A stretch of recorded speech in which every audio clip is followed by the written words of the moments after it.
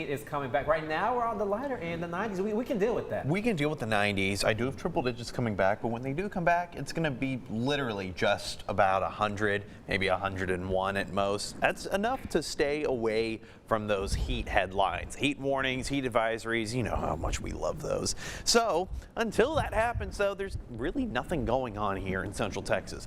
There's a lot going on out in the tropics. We're talking the Gulf of Mexico and the Atlantic. We're talking about Hurricane Idalia, now a Category 1 strength hurricane as of the 4 a.m. update. Winds up to 75 miles an hour, so it's a very weak Category 1. But once it hits the warm waters of the Gulf of Mexico, it's likely to strengthen pretty drastically.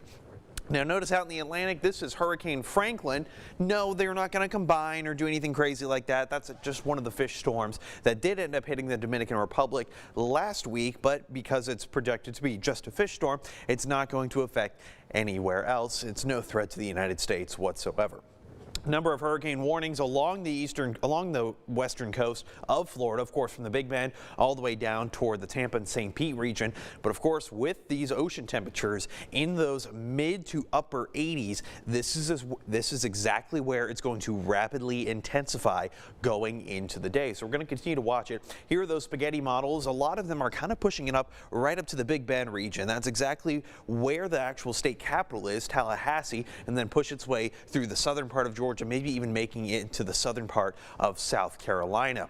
Rainfall forecast as we go throughout the week. Yeah, we're looking at some very heavy rainfall, especially along the far western coast where you can get a lot of that storm surge. We're looking anywhere between 5 to even 7 inches of rain. And this is not, again, just for Florida. This is for most of Georgia, South Carolina, and even going up into North Carolina. Locally here, well, there's really nothing going on. We had a little bit of rain try to push its way through yesterday, but like I said, a lot of that was just limited to the far eastern side of the I-35 corridor, mostly along I-45.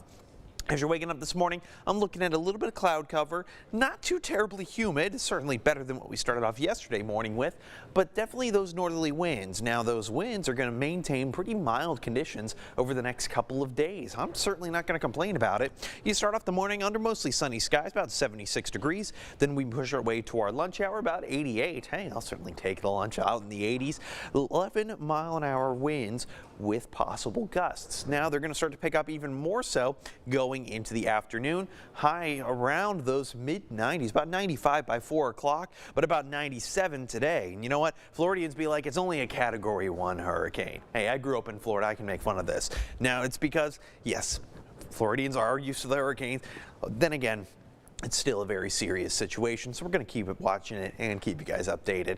Just because there's nothing going on here. You know what, 72 degrees, you know what we call that? We call that the Goldilocks zone. Not too hot, not too cold, just right. Here's what I got over the next 48 hours. There's really nothing happening. I'm watching that frontal system. That was the last cold front that came through. It's likely just going to stall out in the Gulf of Mexico.